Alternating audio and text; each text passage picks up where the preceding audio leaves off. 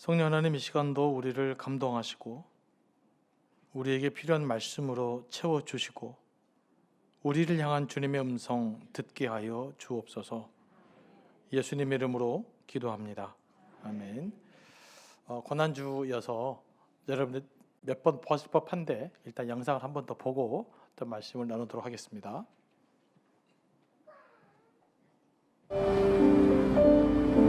Vždycky, když svítí, tak víš, že na tebe někdo myslí. Ty jsi hlava. A ty doopravdy.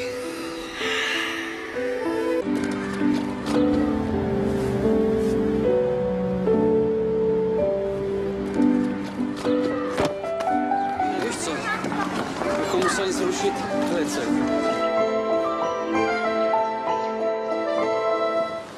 Za hodinu pojede vlak, jo. Za 30 minut pro tebe přijdu a půjdeme nahoru a budeme pouštět čoupátka, jo? Položíme most. No, mostem položíme most, jo? Jo! 30 minut sedět, nikam neběhat.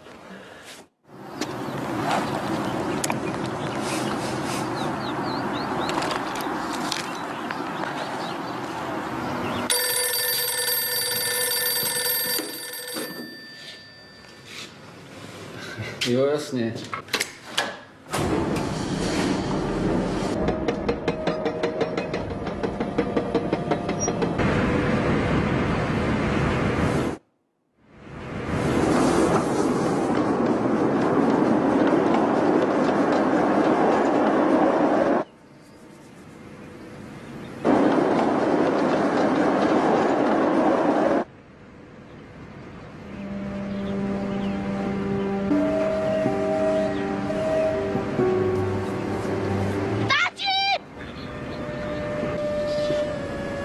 Tati, ten vlak jede moc brzo!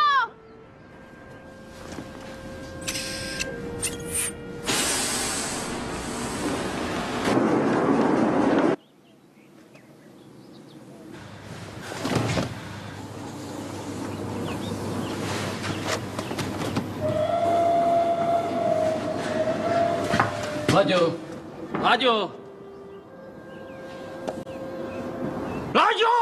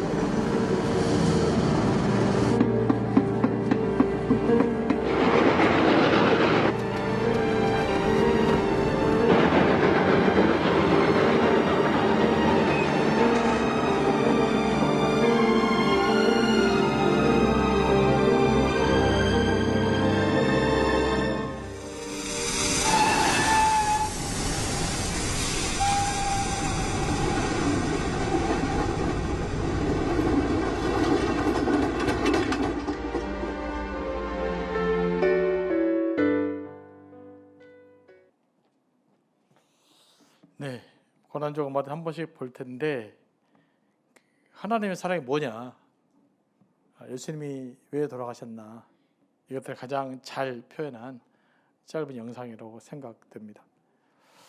하나님은 우리에게 이런 분이신 것이죠.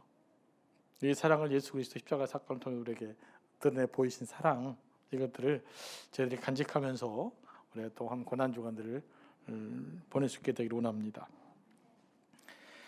다른 위인들과 비교해 볼 때 성경에 기록된 예수님의 생애가 독특한 점이 있어요. 그것이 뭐냐면 예수님의 죽음에 대해서 아주 상세하게 기록하고 있다는 겁니다.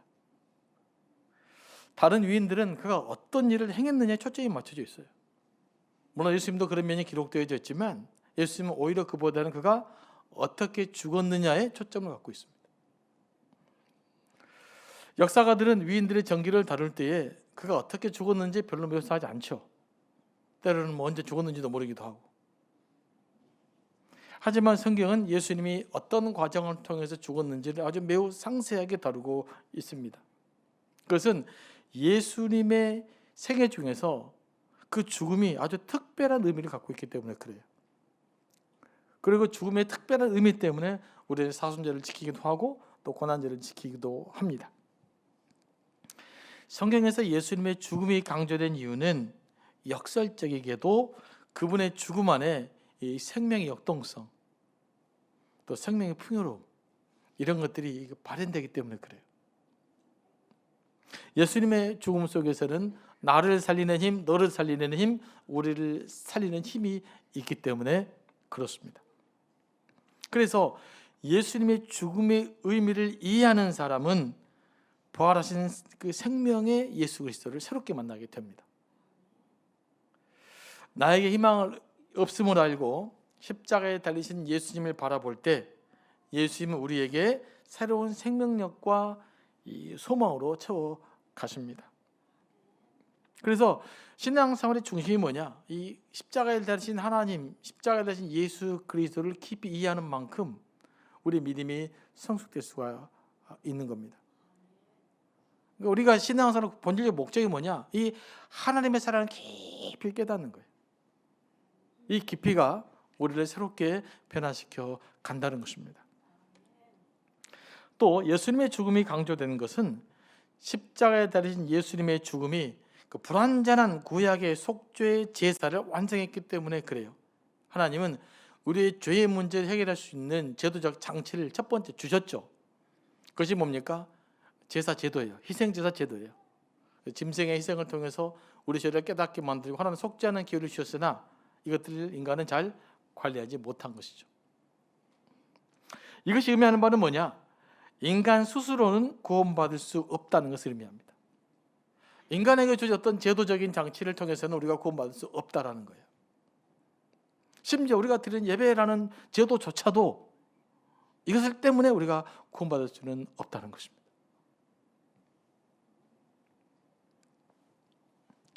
그래서 구원하신 유일한 길이 뭐냐? 바로 나의 죄를 알고 나를 사랑하신 하나님의 은혜를 깊이 경험할 때, 그때 구원의 능력이 우리에게 온전하게 임할 줄로 믿습니다.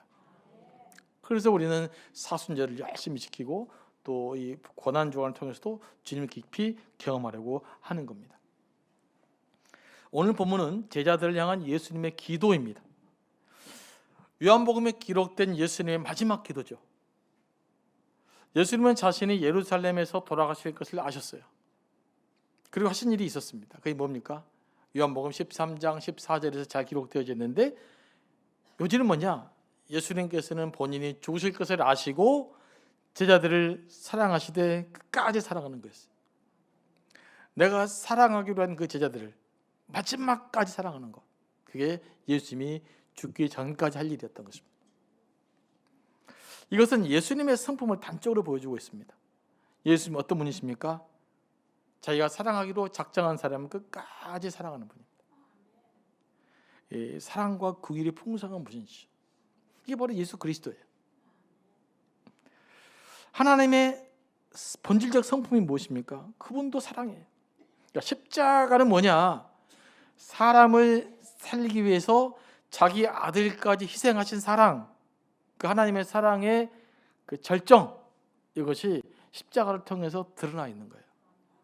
그러니까 우리가 십자가에 대신 예수님을 바라볼 때마다 우리를 사랑하신 하나님의 사랑, 나를 위해 당신의 전부를 희생하신 하나님의 사랑, 그 사랑 안에 내가 서는 거예요.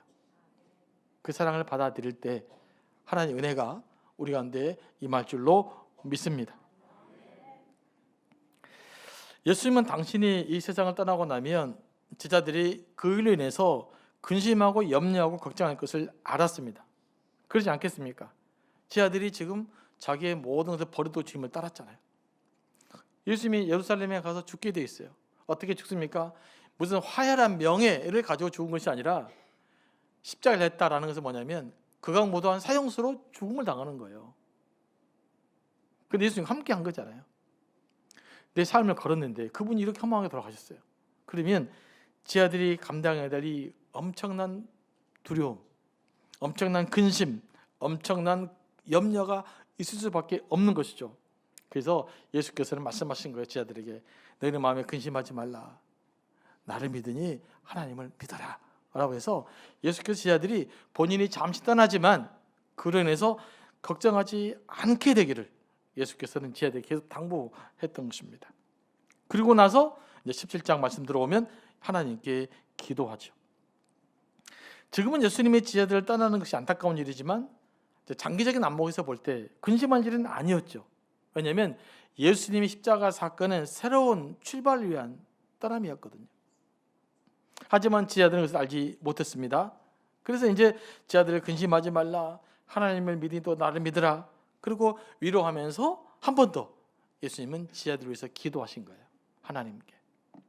여러분, 누군가를 사랑하잖아요. 그럼 뭘 하게 될까요? 그러면 기도합니다. 내가 누군가를 깊이 사랑하잖아요. 그러면 그 사람을 위해서 먼저 기도하게 돼 있어요. 여러분이 자녀를 사랑합니다. 그러면 자녀를 위해서 뭐 합니까? 기도합니다. 마음을 다한 기도는 나를 변화시키고 사람을 변화시키고 기적을 일으키는 힘이 있어요. 예수님은 지하들을 위해서 기도한 거예요.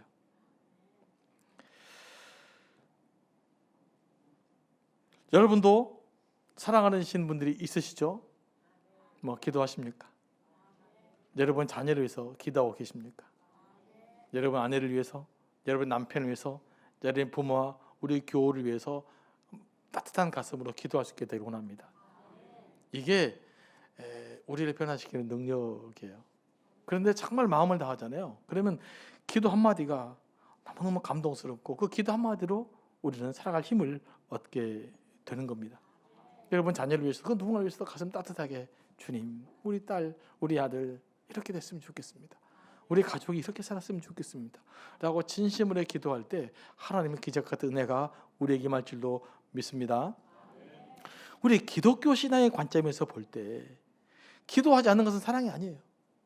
내가 누군가를 사랑한다고 하는데 기도하지 않아. 밥 한 끼 사줘. 이거 사랑이 아니에요. 안 하는 것보다 낫지만 정말 사랑하면 기도하게 돼 있어요. 누군가를 위해서, 그 사람을 위해서. 이 예수님이 죄를 위해서 사랑한 마음으로 꽃피웠던 것은 바로 기도였단 말이죠. 이런 기도가 우리 가운데서 회복될 수 있게 되기를 원합니다. 요즘 뭐 나라 걱정 많잖아요. 그럼 뭘 해야 될까요? 이제는 비난을 모든 걸 멈추고 이 민족을 품고 기도하시기 바랍니다.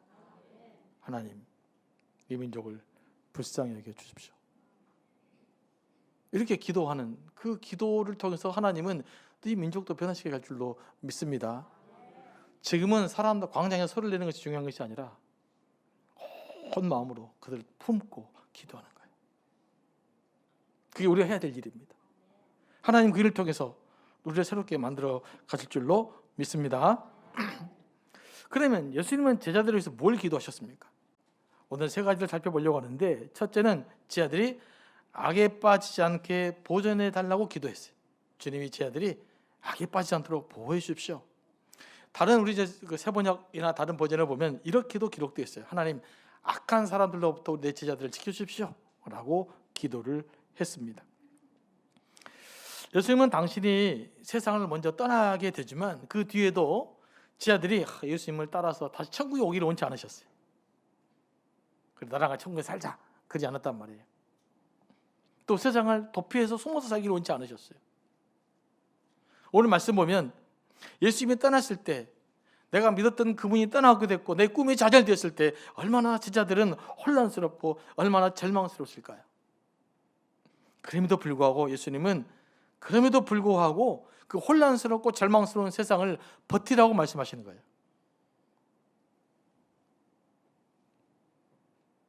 또는 예수님 때문에 고난도 당해야 되지만 죄의 유혹에 흔들리지 말고 주님을 따르는 제자다운 삶을 살기를 원하셨던 것입니다. 이게 제자들을 향한 예수님의 바람이었고 오늘 우리를 향한 예수님의 바람인 줄로 믿습니다.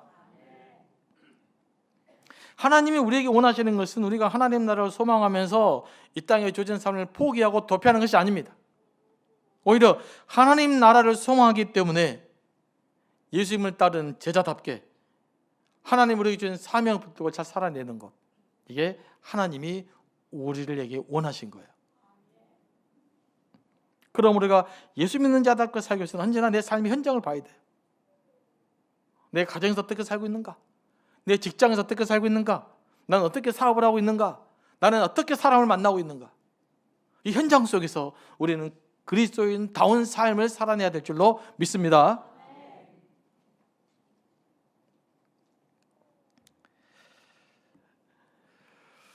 사람들은 이 기대가 깨지거나 큰 상실의 아픔을 겪게 되면요, 죄에 대해서 매우 취약해져요.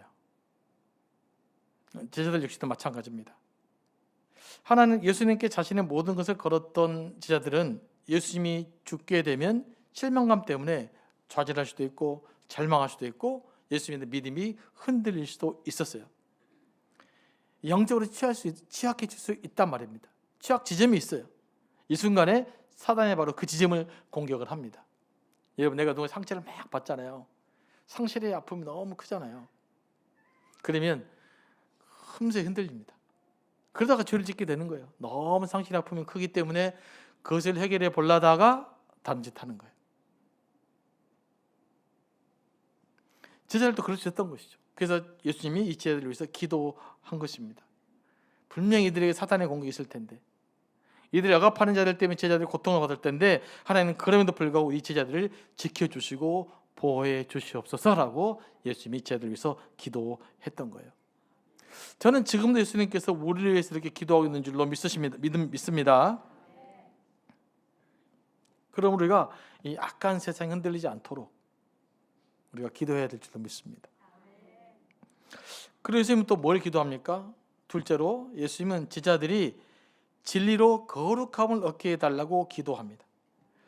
제자들이 악에 빠지지 않도록 보여주시길 기도하는 것과 같은 맥락이 있습니다. 그러나 뉘앙스가 좀 달라요. 모든 악에서부터 지켜주십시오라고 하는 것은 제자들에게 약간 수동성 의미를 갖고 있는 거죠. 그런데 제자들이 거룩하게 살게 해주십시오라고 하는 것은 제자들이 조금 더 적극적으로 거룩함을 추구하며 살게 해달라는 의미를 갖고 있습니다. 이런 맥락에서 예수께서 제자들이 거룩하게 해달라고 기도했던 것입니다. 그러면 제자들은 어떻게 거룩해질 수 있습니까? 이 말은 다시 말하면 우리는 어떻게 거룩해질 수 있을까요? 라는 말입니다. 우리 자신의 힘으로는 거룩해질 수가 없습니다. 저들도 자신의 힘만으로는 거룩해질 수가 없습니다. 우리 인간은 우리 자신의 결단과 헌신만으로는 결코 거룩해질 수가 없어요. 이걸 깨달아 하는 것이 참 시간이 많이 걸리는데, 이걸 깨달아 알 때부터 이 진리가 보이기 시작하는 거예요. 저번에 미국에 결혼식 때 갔다 왔단 말이죠. 얼마나 축하할 일입니까? 한국에서도 하고 정신도 없었어요. 미국은 굉장히 복잡하게 하더라고요. 막 5시부터 10시까지 5시간 동안 했습니다. 복잡한데 그렇게 축하한 자리예요. 우리 아이가 내 말을 조금 안 들었어요. 이제 저랑 약속한 걸 조금 어긋났더라고요. 그때 마음이 되게 상한 거예요. 저게 서운하더라고요. 이놈이 나랑 그냥 갈 때부터 내가 분명히 약속했는데 왜 안 지켰나? 그래서 섭섭하더라고요. 사람이 얼마나 약합니까? 얼마나 그 축복된 자리에도 내 말 한마디 안 들었다고 삐지고 속상하고 잠 못 자고 그런 게 우리 인간이란 말이에요. 여러분 어떻습니까? 벨스러운 대의 명분 세우고 멋있게 사는 것처럼 들리지만 내 말 한마디 안 들리면 서운하고 속상하고 잠 못 자고, 그게 우리 인간이에요. 그러니까 우리 연약한 인간으로서 어떻게 하나님의 거룩함을 추구해 줄 수 있겠어요? 그래서 저는 다시 한번 깨닫습니다. 불가능해요. 그러잖아요. 남편은 사랑합니다. 아내 사랑합니다. 말하는데 설거지 한번 안 해줬다고 화나고 그러잖아요. 말도 없겠다고 성질나고. 이게 우리란 말이에요. 그러니까 이런 우리의 모습으로서는 하나님 원하는 거룩한 수준에 도달할 수가 없습니다. 그러면 우리는 어떻게 거룩해질 수가 있을까요? 인간의 힘으로는 안 되는데. 예수 그리스도 안에서 거룩해 줄 수 있는 거예요. 내가 예수님을 믿잖아요. 그 예수님 우리 마음속으로 들어오십니다. 그 예수님 우리를 다스리게 되죠. 그러면 나를 다스리는 예수 그리스도의 거룩함, 그 거룩함 때문에 내가 거룩해지는 거예요. 나의 노력으로 되는 것이 아닙니다. 이게 일반적인 도덕과 일반적인 종교와 다른 점이에요. 결정적으로 우리의 거룩함은 우리의 자신의 성찰에 필요하지만 나의 성찰만으로 되지 않습니다. 내 안에 예수 그리스도께서 들어오셔서 나를 다스리면 그분의 거룩함으로 우리가 거룩하게 되어지는 것이죠. 그러므로 예수님에 대해서 뭘 믿어야 될까요? 물론 예수님에 믿을 것이 많죠. 예수님 하신 말씀도 믿어야 되고 그분이 기적도 베푸셨고 수많은 교훈도 남기셨습니다. 그러나 성경에서 가장 강조하는 예수님에 대해서 있어요. 이 믿음이 있어야 실제로 믿음이 이루어지는 겁니다. 그리고 이 믿음이 뭐냐? 예수님께서 나의 죄를 위해서 십자가에 달려 죽으셨다라는 거예요. 예수께서 흘리신 보혈의 공로로 하나님께서 내 죄를 용서해 주셨다라고 하는 거예요. 그래서 예수님을 중보자로 나를 새롭게 만들었다라고 하는 믿음, 이게 우리가 예수 그리스도에 대해서 믿어야 될 핵심적인 믿음인 것이에요. 이 믿음이 있어야 돼요. 이 믿음이 깨달아져야 돼요. 그래야 우리가 영적으로 신앙적으로 풍성한 삶을 살 수 있게 될 것입니다. 그래서 이 믿음의 시각에서 볼 때 예수님께서 십자가에 달려 죽으신 사건이 너무나도 핵심적인 사건이 된 거예요. 단순한 교훈의 차원이 아니기 때문에. 그럴 때 그러면 우리가 어떻게 예수님을 받아들이게 되어지는가? 성령께서 우리가 하신 역사가 있어요. 우리로 하여금 그 죄에 대한 자각이 일어나게 만들어요. 아, 내가 참 죄인이구나. 해도 해도 안 되는구나. 나의 힘으로는 선하게 사는 것이 불가능하구나 라는 것을 깨닫게 만들어져요. 이 깨달음이 형성되어지면 그때 우리 눈이 어디를 향하게 되는가? 나에게는 가망성이 없기 때문에 예수 그리스도를 향하게 되어 있어요. 그리고 그분이 나의 하나님으로 믿어지는 것입니다. 이게 성령의 역사예요. 그러므로 하나님의 사랑을 깊이 깨닫는다라고 하는 것은 뭘 의미하느냐? 나에 대한 철저한 죄의 자각을 경험하는 것을 의미해요. 인간이 참 소망이 없구나. 이걸 알면 소망이 생깁니다. 우리 역사가 뭐가 문제냐? 인간에게 소망이 있다고 자꾸 보는 거예요. 너무나 많은 소망을 두는 거예요. 영적인 문제까지도. 사람에게 소망을 두는 거예요. 그러니까 답이 없는 겁니다.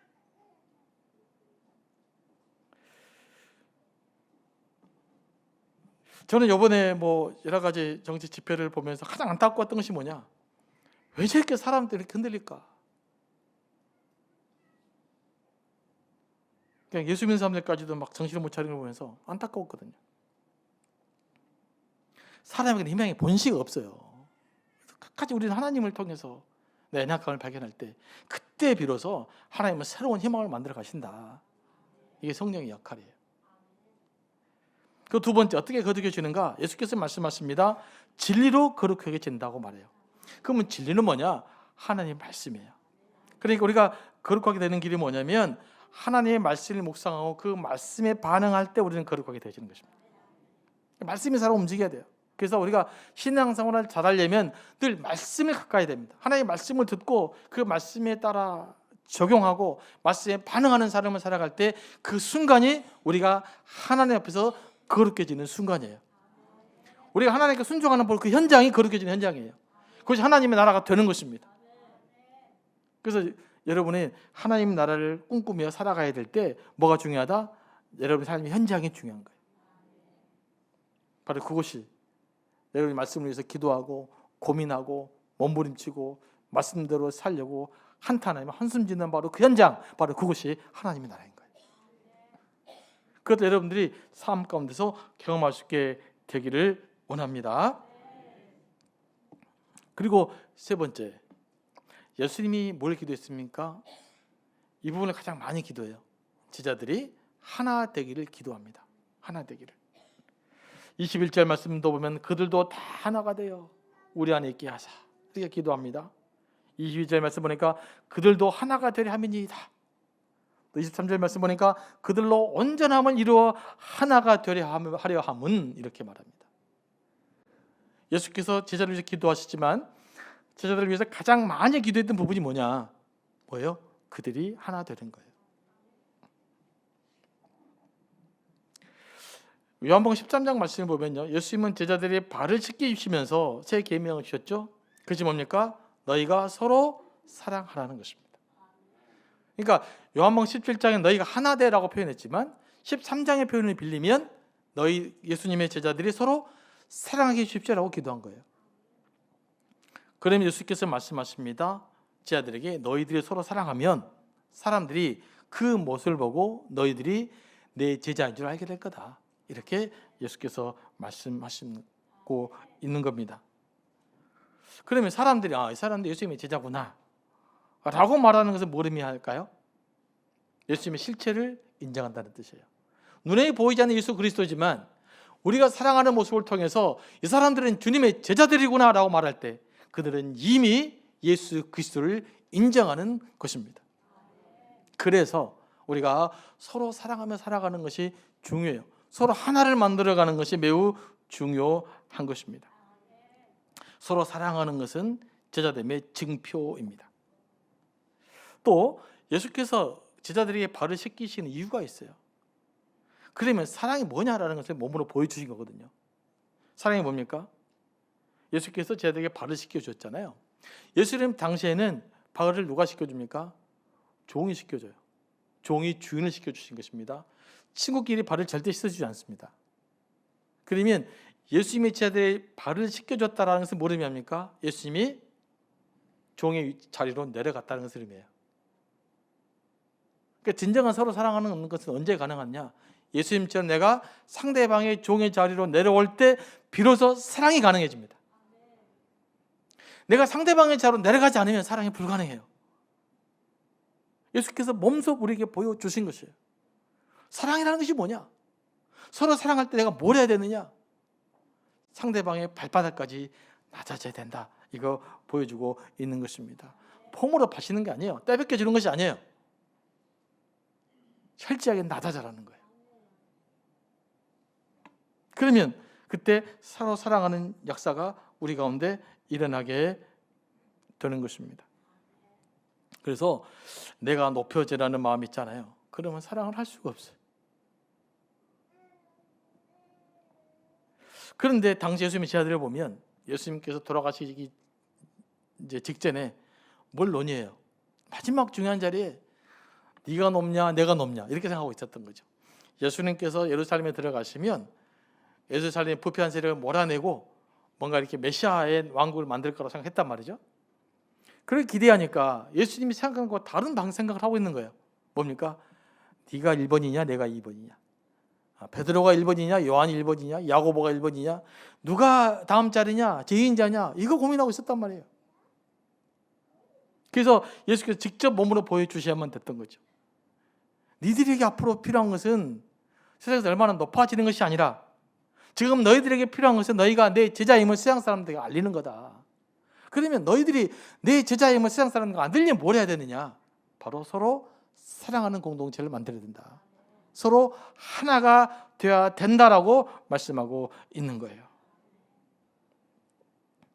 그러면서 예수께서 기도하면서 제자들이 하나가 되어서 서로 사랑해야 하는 이유를 말씀하고 있어요. 첫째는 세상 사람들로 하여금 하나님께서 예수님을 이 땅에 보내셨다는 것을 믿게 하려는 것이요. 제가 조금 전에 설명했던 거잖아요. 우리가 사랑하는 모습을 통해서 하나님이 예수님을 이 땅에 보내셨구나 라는 인식을 줄 수 있다는 것입니다.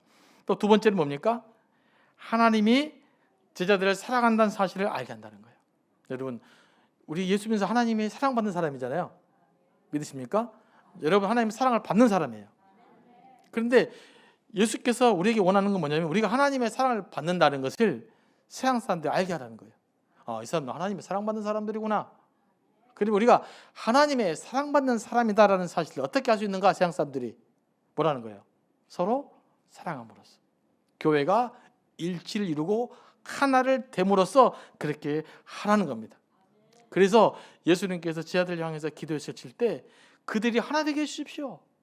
아버지와 내가 하나 된 것처럼, 성부, 성자, 성령님이 하나 된 것처럼 저희들도 하나 되게 해주십시오. 그들이 서로 사랑하는 공동체가 되게 해주십시오라고 기도했던 것이에요. 이건 오늘 우리에게도 요구되는 것인 줄로 믿습니다. 그래서 교회 안에서 서로 사랑하는 것도요, 사랑하는 공동체를 만들어가는 모습이 곧 또 전도하는 일입니다. 그래서 제가 여러분들에게 자주 말씀드립니다마는 교회 안에서는 다른 사람을 향한 비난과 비판이 완전히 사라져야 돼요. 앞으로 여러분 오늘 속에서 누구도 비판하는 소리가 나오면 안 돼요. 그냥 좋아야 돼. 사람이 어떻게 다 내 마음에 들 수 있겠어요? 내 마음에 안 들잖아요. 그렇죠? 저도 보니까 이런 말 해도 될지 모르지만 제 마음에 든 사람보다 안 든 사람이 더 많아. 그럼 어떻게 해야 돼요? 아, 이거 저 인간 내 마음에 안 들구나. 그래야 되겠어요? 그럼에도 불구하고 비난하지 말라는 거예요. 이게 우리에게 굉장히 중요합니다. 절대 비난하면 안 됩니다. 어떤 사람들은요, 이렇게 볼 수 있어요. 성향이 다르는데 어떤 성향의 사람들은요, 꼭 그 사람이 잘못만 집어내. 다 잘해도 뭘 잘못했다. 가끔 그러잖아요. 네. 결혼식 때 신부가 신랑 화장을 예쁘게 왔어. 그럼 내 마음에 안 들어요. 그럼 어떻게 해야 될까요? 이쁘다 그래야 되잖아요. 야, 다 좋은데 말이야. 이것 좀 별론데 그럼 어떻게 될까요? 다 별로가 돼버리는 거예요. 근데 그와처럼 꼭 어떤 사람들은 상대방의 단점만 바라보는 사람들이 있어요. 이건 절대로 서로 사랑하는 공동체를 만들 수가 없어요. 이런 시각으로는. 어떤 사람들은요, 상대방 장점만 봐요. 이 사람 이래서 좋고, 야, 저분 저렇게 좋고, 저 사람 안경 써서 이쁘고, 저 사람 머리가 곱슬이니까 이쁘고, 뭐 다 좋은 거예요. 그런 눈을 가질 때 서로 사랑하는 공동체가 만들어지는 것입니다. 그러므로 서로 사랑하는 공동체를 만들어 가려면 우리의 시각이 바뀌어야 돼요. 앞으로 다른 사람들을 보면 좋은 점만 보시기 바랍니다. 이분은 이래서 감사하고, 저분은 저래서 감사하고, 저분은 노래 부를 때 우리 집사님 많이 떠니까 감사하고, 막 긴장감이 넘쳤습니다. 이래도 감사하고 저래도 감사하고, 이 감사가 넘쳐나면요, 서로 사랑하는 공동체가 돼야 줄로 믿습니다. 그래서 교회 안에 뭔가 사랑의 부족함을 느꼈다면 이렇게 고백해야 돼요. 아, 내가 먼저 손 내밀지 못했구나. 내가 먼저 사랑하지 못했구나. 이런 자각이 일어나면 어떻게 될까요? 그럴 때 비로소 서로 사랑하는 공동체가 만들어질 줄로 믿습니다. 이제 그런데 어떤 사람은 도저히 그 인간성을 보니까 이해할 수 없는 사람이 있어. 그럼 어떻게 될까요? 참, 저 인간 그냥 꼴뱅이 되기 싫어 죽겠는데. 그럼 주야! 이렇게 말합니다. 그래도 우리는 하나입니다라고 고백할 수 있게 되길 원합니다. 그렇게 할 수 있겠습니까? 그게 서로 사랑하는 공동체를 만들어가는 거예요. 주야! 그래도 우리는 하나입니다. 주야! 그래도 내가 먼저 사랑하겠습니다. 이런 고백이 우리 교회 안에서 여러분의 가정 속에서 여러분의 삶과 회복되기를 원합니다. 그럴 때 예수 십자가의 의미가 우리를 살려가는 힘으로 역사하실 줄로 믿습니다.